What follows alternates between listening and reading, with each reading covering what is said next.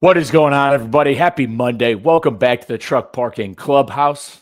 Thank you guys for being here. I'm your host, Mike Lombard. Hope you guys had a fantastic weekend wherever you might be. I know that there's been some wild weather. There's been some flooding around the Chattanooga area. So wherever you're at, hope you're staying safe. Hope you had a great weekend, great last week. Just before we get rolling into the clubhouse, again, the Taillights newsletter did just come out at 7 p.m. Central, came out about 30 minutes ago.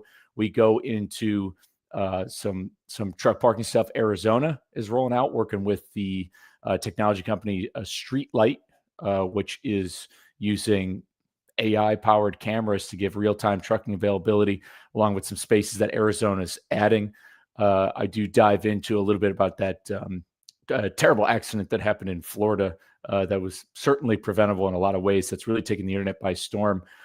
Really great excerpt in there from an old edition of Taillights from 1978.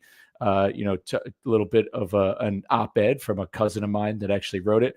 And as always, there's some weekly discounts, some partner posts, and a great health tip of the week that I have in there. Speaking of which, and that health tip has to do with a very one weird trick on how to lower your cholesterol. So if you're looking out for your health, so I always drop that health tip in there every week. So check your inbox; it dropped in there. You might have to check your spam, but either way, appreciate you guys tuning in the clubhouse. I want to bring on a guest. This is a group of gentlemen that we partner with the Truck Drivers of America charity, and they are partnered with us, and they do a lot of great stuff out there for drivers on the road. So I'm happy to bring them on this Monday to the Truck Parking Clubhouse. What's going on, brother? Oh, it's going good. Just sitting up here enjoying a nice cool evening. Awesome, man. And so, yeah, where are you tuning in from? I'm tuning in from a job site up here in New Jersey. Awesome. Wait, whereabouts in New Jersey? I am up in Newton. Okay, yeah, because New Jersey, for as small as it is, it's pretty diverse in its way. People from South Jersey don't like, they don't want to be associated sometimes with people from Northern New Jersey. People from Central New Jersey believe that Central New Jersey exists. Some people say it doesn't. So it can get complicated up there depending on where you are.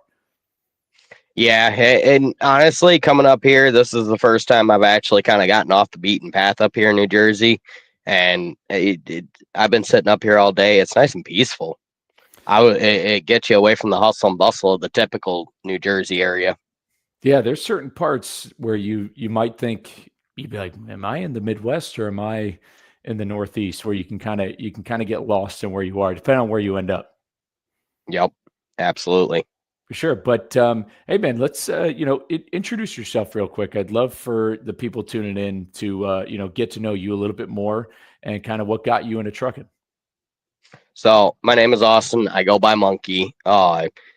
I started out in the industry back in 2019. I have family that has always driven. I came out mainly because I've always loved to drive. I grew up learning to drive, and it's always been a small passion of mine.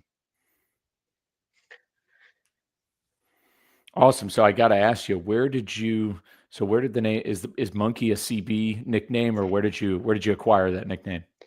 So I actually acquired the nickname Monkey when I was building houses before I came out on the road. I'm I'm not exactly tall, and I've always been on the smaller side. So if I ever needed to do anything, I just end up climbing my way in there. And one of the guys, we were building a fireplace, and I had to get up there and put stop blocks and fire stoppers up there.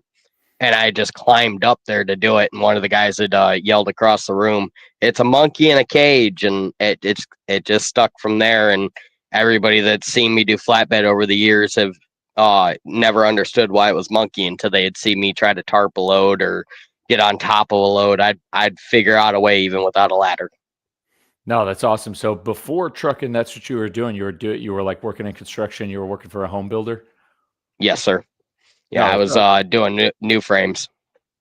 Also, so I know you said you came from you came from a, like, you have a family of drivers, but what made you, because you didn't go into it right away. Obviously, you had another job before. Was there a defining moment where you were like, you know what, it's time, like, or did it kind of just or was that the plan all along? Like, I'm always curious, like, what, like, because at least for me, there was like a defining moment where I was like, I'm going to do this. I'm going to follow in my family's legacy, or was it kind of just like the plan all along, and you were kind of waiting or saving up? What was the moment where you were like, line in the sand, I'm going trucking? Honestly, it was a lot of the wife and I had been talking about it for a while. Uh, I loved building houses, but it was wearing down on me, and it was always in the back of my brain that I could do it. And we ended up hitting a housing recession up where I live, and we were getting low on work and ended up getting laid off. And that's when it was kind of okay, it's time to go out and hit the road. Awesome. So, yeah. So sometimes the market can kind of steer you that way. When you started in 2019, what was your first stop? Where'd you get your start at? So I got my license. I went to U.S. truck driving school out of Sterling Heights, Michigan, and then I went to Stevens Transport out of Mesquite, Texas, pulling a reefer. Oh yeah, I know Stevens pretty well. From Stevens, where'd you head from there? Because I know you mentioned flatbed. Kind of walk us through your resume a little bit of driving, like up to where you're at now. So I did lease side and owner op side with them for a while, and I after losing a truck, it kind of got to the point where it was time to make a switch. Wasn't making the type of money that we were hoping, so I ran into a gentleman. The wife was on the truck with me, and he had talked to me about Prime Inc. and ended up going over there as a lease op with them and running flatbed for 3.5 years before switching out of uh, from them in the spring to the current company I am now because I needed a little bit more home time and I needed away from the owner op side. So came and now I'm a company driver with this company, just pulling step deck oversize. Nice, awesome. And I mean, you don't have to give it away, but curious who you're hauling for now. Uh, I'm hauling for a company out of Bolingbrook, Illinois called Keep Trucking LLC. Awesome, pulling step deck with them. Yeah, this is some good rewarding work. I mean, given the current state of things and how things are, I was just watching a TikTok video today of a guy who similarly, kind of closed up his shop and went back to being a company driver. And I mean, if you look at it, and some people, it affects people different ways. And this is just me sharing my general opinion. But if you are somebody who has a business, if you have a business oriented mindset, which you operated, as a lease op and kind of running your own shop for a while, if you have the entrepreneurial mindset, it's kind of like it's almost a business decision at a certain point to go back to being a company driver because you need to go where the freight is. And depending on what company you drive for, the company is who has, like, that carrier is who has the freight and who's going to keep you earning. And so it's just another way to kind of stay alive depending on where people are going. And you're also removing a lot of liability responsibility from the issue. But that's great. Where you normally operate? Are you going everywhere? Lower 48? Where's your main run? So we operate the lower 48. We occasionally have loads that go up into Canada. I don't personally do those because I don't have my passport currently. But mainly we operate a lot pretty much from Denver east with the occasional runs out to Cali and Washington. No, good stuff. And appreciate you tuning in right there. Live Facebook commenter right there said thanks for the topic at hand, which the topic is we're always talking trucking at the clubhouse. And I mean, and we talked about this last week when Russ had come on because he was really talking up who he drives for. He drives for Valley Transport. And I mean, there's a lot of people who tuned into this on Facebook, on Instagram, who are considering getting into the industry, are currently driving, and they might be looking for their next opportunity. Would you is the carrier you're working for hiring? Is that are they hiring drivers right now? Do they need more guys? Oh yeah, they always need more guys, and honestly, I've been with them going on 4 months, and I have zero complaints with this company. They actually care about their drivers more than anything. They care about their making sure the equipment's maintained. It's never a fight over any repairs. It's never a fight to get home. They only require us out 18 days, and you can go home for 5 or 6 days, your choice. Hey, there you go. I mean, that's some pretty solid home time right there. So that company name again, you said that's Keep Truckin' LLC out of Illinois. Yes, sir. Got it right there. So if you're tuning in, there you know who to contact. You know who to contact, and we'll get to your contact info towards the end of the live stream. So and kind of moving on to it. I mean, you've been driving since 2019. You know, parking has been an issue for a while, and I'd say, and I mean, that's coming at the cusp of the ELD mandate really getting into full swing in 2019. So I got to ask you, when's the first time that you had heard of Truck Parking Club? Honestly, I had heard about them about a year and a half ago. And honestly, I kind of thought it was a joke at first. Go on. I got to hear it. When I heard about it, I was sitting there going, "What is Truck Parking Club? This has got to be a joke. There's no way that they're getting a whole bunch of these lots together for us to park in, or if they are, it's going to be one of those situations where you're paying $50 a day, and it's kind of it's a pothole ridden, you break your suspension type of area." Awesome. So where did it go from there? So I mean, at first you thought it was kind of, this couldn't be real, but then where did it go from there? Honestly, it was starting to look, because like where I live, there's a few areas I know of where I can park, but a lot of times it's nice to be able to find that secure area, especially pulling step with ramps and equipment and everything else, because let's face it, theft is a big issue. And trying to find that secure area that is gated and fenced is very nice. Even if you pay a few bucks to be able to do it, at least you're coming back and all your stuff's still there.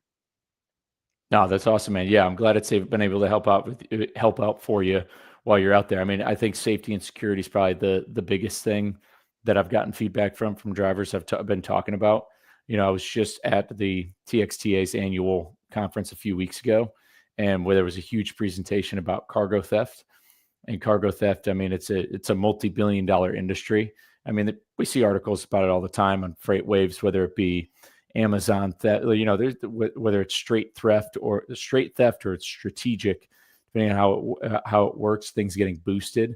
And I mean, in open deck freight, I mean, it's right out there. I'd say open deck is easier or could be harder to steal. It's very hard to steal combine, but it could be hard to steal copper, lumber, sheetrock, construction materials, like anything else that you can kind of like pull and pry off and offload onto another truck. And depending on where you're going, who you're seeing, I think the ability to filter out in the app, like the amenities of something being fenced and gated, can help out, because I think anywhere else, I mean, it's pretty much fair game when it comes to the cargo theft stuff. Yep, especially for open deck guys, because our equipment's out there. It's not that hard to cut locks and it just be able to grab stuff, and it's all easy to carry. Yeah, for sure. Has there been a time, since you've been over the road, where you kind of like, do you have a truck parking story, not truck parking club related, but was there ever a time where you were kind of either running out of hours or you had a tough place to park? You have any kind of truck parking nightmares that have ever happened your way? Oh, there's been several. I think the worst one was coming. I was heading out to Oregon and had to go across Cabbage and all that, and trying out in that area, you've got three options for in 100-mile span for a place to park. So you either stop 80 miles short or you try to push. And I may or may not have tried to push that one, and it did not work in my favor. But that's about the only time that I've actually gotten that close. Other times, usually, especially now that as you get more experience, you learn what is around where you can park, at least where you can at least stage up. But safety wise, it's becoming few and far between, at least for actual truck stops, because usually it's either locals have taken them or they're already packed out. Yeah, I'd say that's one of the biggest things out there that I kind of have a gripe with is some of the existing parking in itself. You can't, like in other, especially truck stops that may have their own reserve parking, is you can reserve it, but it's not guaranteed. I don't know how many times I've pulled into certain truck stops and you'll see signs that say no drop trailers or what have you. Things will be towed, and I mean you'll see drop trailers galore. And I'm almost like there's one in Arkansas specifically. I would see drop trailers pretty regularly there that looked like they have been sitting there, and they would be there when I would go to bed, and they'd be there when I was leaving in the morning. So clearly, it's 100% a dropped trailer. And so you don't, it's funny, kind of funny how that works on the other side of things when it comes to finding and reserving parking. And if you do need to drop a trailer, is something you can do on Truck Parking Club. It's funny. It's shout out to this comment right here, because Jessica is 100% right. It is without a doubt in Prescott, Arkansas that she's talking about. Yep. Good. Yep. We all know that one. Man, that is a great call out right there. That is what I love the most about this industry, is that I just mentioned the state and drop trailers at a truck stop, and man, like somebody comes in without a skip, came in and knew exactly where we were talking about. And big shout out to your boys who are tuning in. Another perk of being able to use this and leverage the network is taking the weekend off. Like if you're doing a 34-hour reset, there's really maybe no parking around. Maybe you're near a city and you've got the security, the bathrooms. I want to say it's over 1,800 of our properties do have showers. And I mean, then your equipment's good to go. And then, back to you, Jessica. It's definitely, Prescott, normally you're able to find some parking out there. But and what also is nice is if you do the Truck Parking Club 9 out of 10 times, it's nice and quiet. It's not the hustle and bustle of a standard truck stop. That's the next best perk too, which I've seen in a couple different videos, and that's a lot of the feedback we've gotten from. That's a lot of the feedback we've gotten with other people who've made some videos doing some property reviews. Is they don't have to worry about sleeping next to a reefer, somebody backing up next to them. Normally, you're getting some peace and quiet. You're kind of to yourself. You don't have to worry about anybody else. So I do got to ask though, speaking of truck parking, some truck parking nightmares in your career. What would you say are the toughest places to find parking around the country? Obviously you got the major ones like major cities, LA, Seattle, Chicago, New York City, Dallas, Houston, areas like that. But then you got the off the wall ones where you would think that you could find parking all the times, like heading out towards across 70 into Denver. There's a few truck stops, but it's becoming one of the more widely traveled routes. So now all of a sudden, a lot of times you're pulling in, there isn't any parking, especially at 1, 2 o'clock in the morning. Yeah, I'd say 70 is a tough spot in Colorado. I'd have to agree with that. And I remember, I think I was there in 2023, kind of having that in the back of my mind, thinking that 70 across Colorado is kind of a tougher spot. And I have to say, Arkansas after sunset, depending on where you're at, where you're going, can definitely be a little bit confusing. There's some tough roads. Got some other people jumping in, Maine, Vermont, New Hampshire. Yeah, anywhere in New England is definitely going to be a rough spot. Jessica shouts out, Nashville. Nashville is definitely a tougher area. Once you get outside of Nashville, it's good. But if you're around that area, because and I just posted in Taillights a couple weeks ago. Nashville is another one of those towns that is looking to throw up some no parking signs, looking to enforce some truck parking bans, and that TA has been closed for I don't know how long now. I think it's closed either last year or 2 years ago. Somebody have to correct me. That TA in downtown Nashville, which was also not a great place to park in itself. Uh, at least the parking lot like there, yeah, it's another one of those parking lots that definitely looked like it took mortar fire. But what can you do on that end? But kind of moving forward a little bit. Besides parking, because we know it's an issue.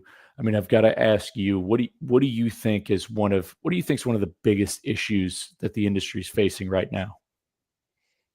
Honestly, right now, drivers' mental health No, that's good. is It's yeah, this is a good conversation to talk about drivers' mental health. Yeah, let's touch on that. eh, as drivers, we're isolated. We don't communicate. We don't get out of our trucks as much as we used to.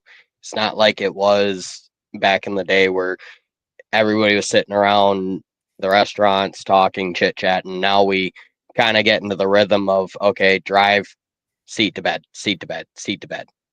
Occasionally getting out, going in, using the restroom, getting showers. That's about the most we'll get exercise wise. And then when we're driving, all we got is just window time.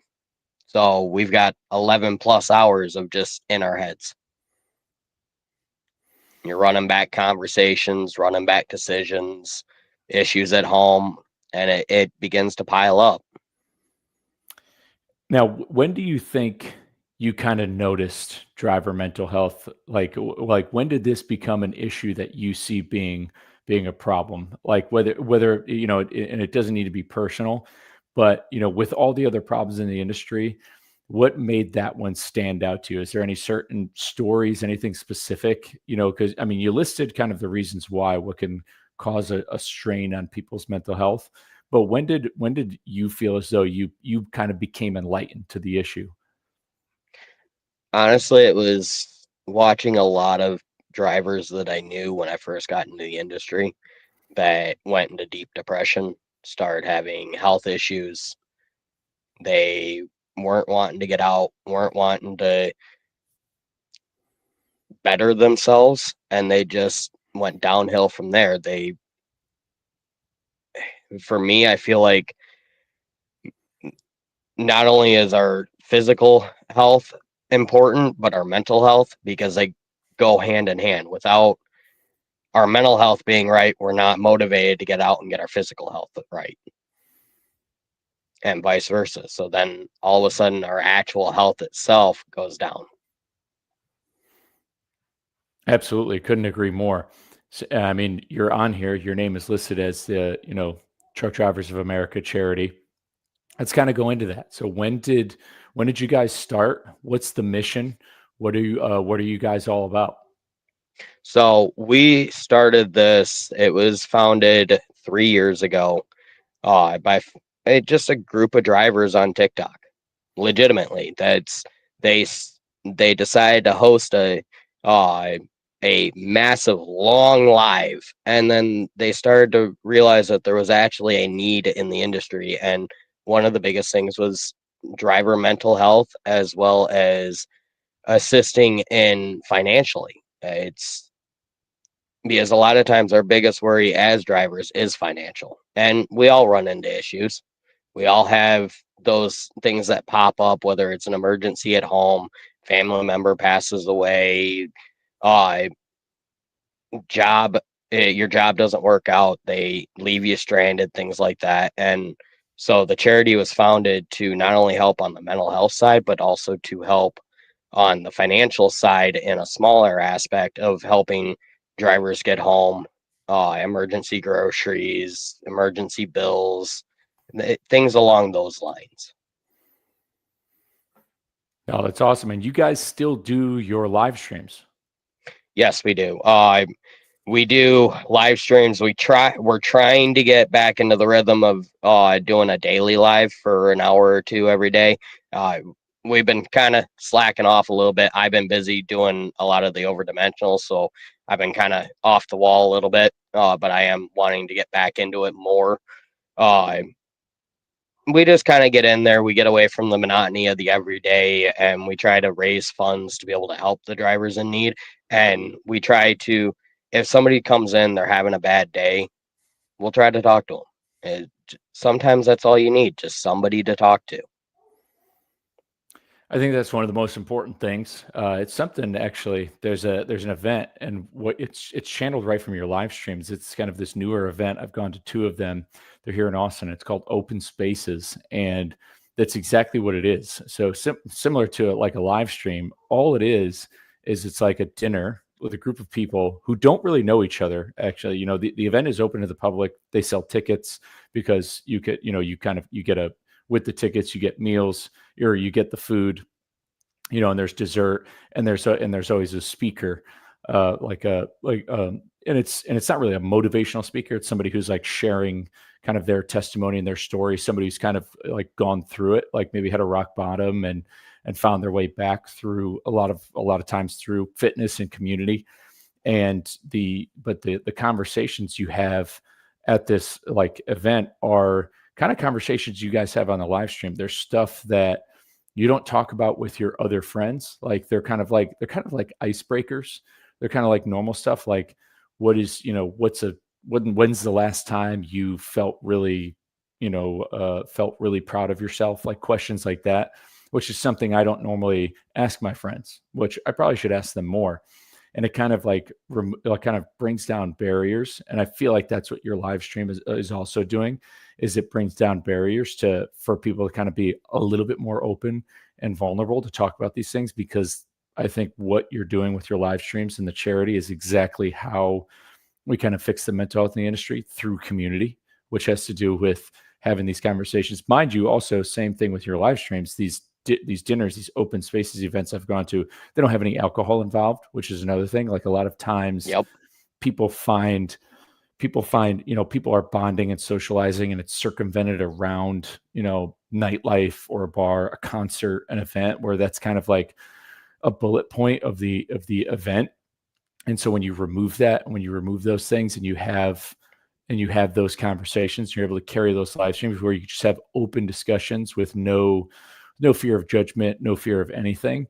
It kind of brings down the volume, reduces the inflammation on somebody's brain to start making them feel better. And I think it's awesome that you guys are doing that. I'd love to, because I mean, you guys do raise some funds. What's kind of a recent success story that TDAC has had with helping somebody out over the road? So I can't go into details on successes, but like last year we were able to help. Let me double check my numbers before I give you the wrong ones. No, absolutely. Take your time. Yeah. And obviously you don't need to list any names or get in any in any sort of, personal details. Don't you want to share to violate anybody's privacy, but yeah, just kind of anything off the cuff. So last year, for 2024, we were able to help a little over 49 drivers, and we were able to help financially with a little over $20,000. Uh, and some of that is emergency groceries, emergency bills. We had a few drivers that we helped get home that were abandoned by a company or needed to get home for an emergency funeral or family member that was in the hospital. So that's what we raised the money for, is to help the drivers when they actually need it. Something that we've done recently, we had somebody reach out that they were having issues financially, and their home had been without AC. So we were able to assist them, and we got them a couple of window units to be able to help them with that. Right there. So then at least their family wasn't suffering heat stroke, and I think it was at the time almost 105 daily. Yeah, I mean, man, that I could tell you, number one, that's freaking awesome. I mean, 49. I mean, that's, you quantify that. I mean, 49. That's 49 lives, like forever changed through the impact of what you guys are doing, your community, what you're building. I mean, just one is really, we always, that's straight out of, you go for the one, not the 99. I mean, just one is monumental in itself. Because if every one person just helps one person, boom, like then you're helping the world, so to speak. But 49 is amazing. I mean, just down to having air conditioning. I mean, there's just an article I was reading today. I mean, it was talking about how heat is how a lot of people will die in like places like El Paso, like Yep. El Paso. They've been having a record number of deaths due to heat related injuries out there, and a lot of it, and it could be, it's people a lot of times who are either very young or a little bit older, but again is like still something that's preventable in a lot of different ways. And just that right there, just getting air conditioning, I mean, you possibly, or more likely than not, saved some lives and helped the comfort of some people. So that's freaking amazing out there. Now, where can people go? Where can people go to check you guys out and and donate? So, if you guys get on our TikToks, it's Truck Drivers of America Charity. There is a link tree in there that has all the ways to be able to donate. It has our website. It has the Facebook and Instagram all linked in there with it. Awesome. And this individual right here, which I hope I'm pronouncing your name right, which is T. Samito Gianni. I'm not sure. I might be butchering this name, and I feel bad. They want to know how they can possibly get involved with the cause. It looks like they want to help out. So, how can people get involved with you? So, if they get on our main TikTok account, they can message us, reach out directly through that. We have ways to contact in our website. We mainly do everything through the TikTok because it's a format that we all easily have access to the messaging.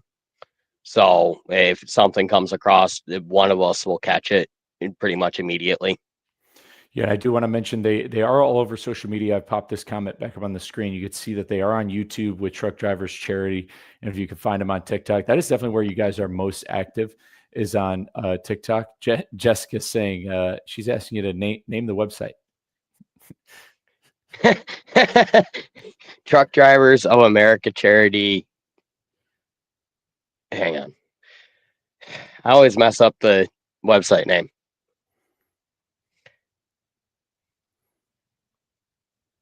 Of course, she would put me on the spot like that. While you find the website, we got to give a big shout out to Brian, who said he's not ashamed to say that Truck Drivers America Charity has helped me in the past when my wife and I had ran into financial difficulties.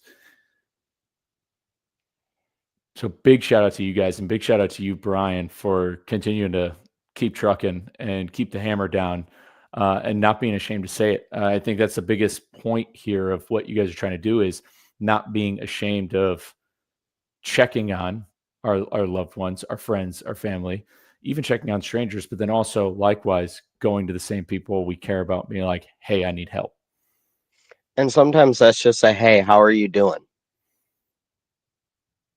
So, and then the website is the truckdriversofamerica.charity.org. .org. Perfect. We got it right there. Yes. ORG.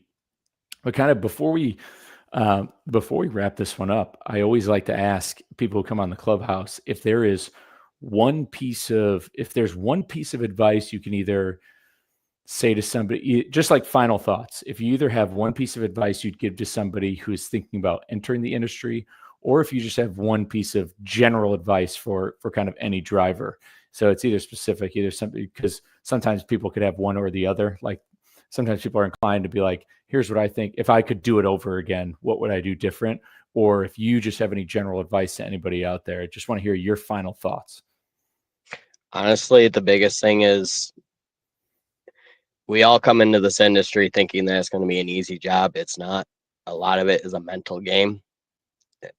Make sure you watch where your mind is. Don't do what a lot of drivers do, where they go out months at a time and never go home, because that is one of the biggest mental drains of them all, is when you don't allow yourself to reset and allow yourself to actually enjoy life.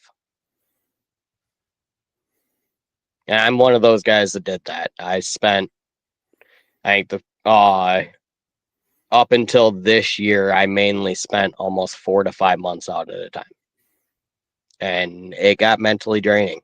It got to the point where the beginning of the year, I was about ready to be done. I was about ready to quit, and I didn't want to do it anymore. And then switching companies and getting out of the owner op side or the lease side, it helped me to see that I just wanted to enjoy driving again. And make sure, especially if you have a family, don't always just chase the money. Money is always, you can always make more money. You can't replace time. Man, that is well said. And right from the guys right there, get out of the truck. The truck is not your life. There's life outside these windows.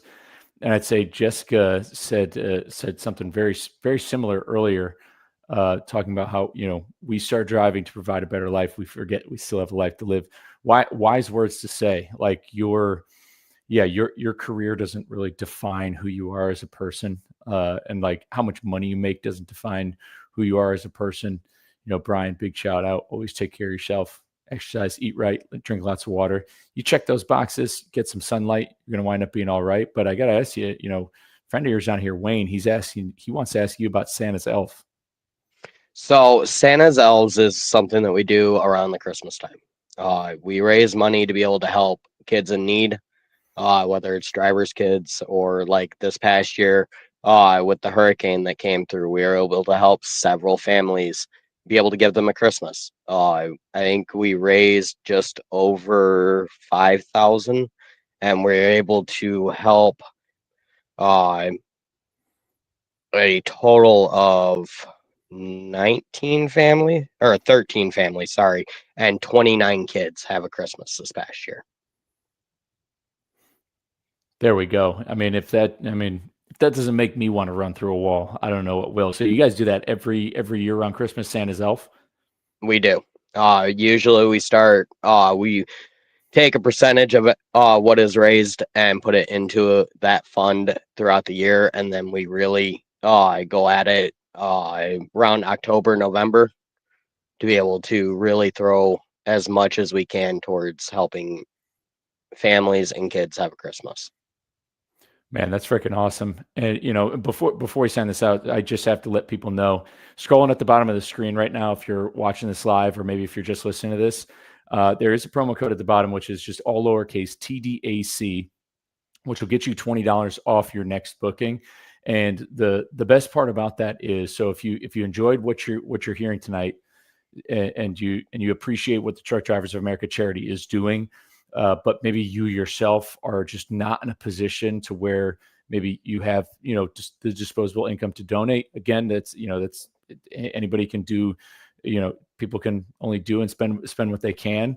If you do need truck parking and you use that promo code TDAC for $20 off your booking, Truck Parking Club will donates $20 right to this charity. And that's why we partner with guys like Monkey and the Truck Drivers of America charity, to where no matter what, a driver through that promo code is going to get a free parking spot. And at the same time, money's going to go straight back into that charity, which is going to go right back into helping drivers, which has everything to do with our mission here. Our missions are aligned.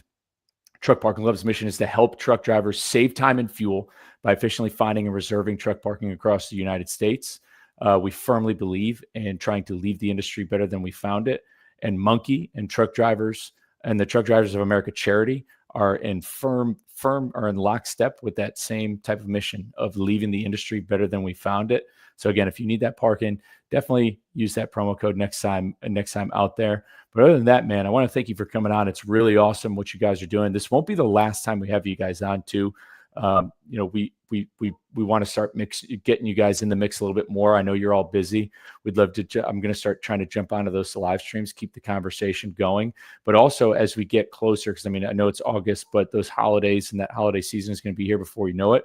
We'd love to get you guys back on to talk about Santa's elf a little bit more and kind of get the conversation flowing so we can help out some more kids this year. Absolutely. And we really do appreciate it. Thank you very much. Absolutely, man. Anytime. And again, anytime you're through Central Texas, anybody from Truck Drivers America charity, if you're down here through I-35, definitely give me a holler. I've got you guys dinner the next time you roll through.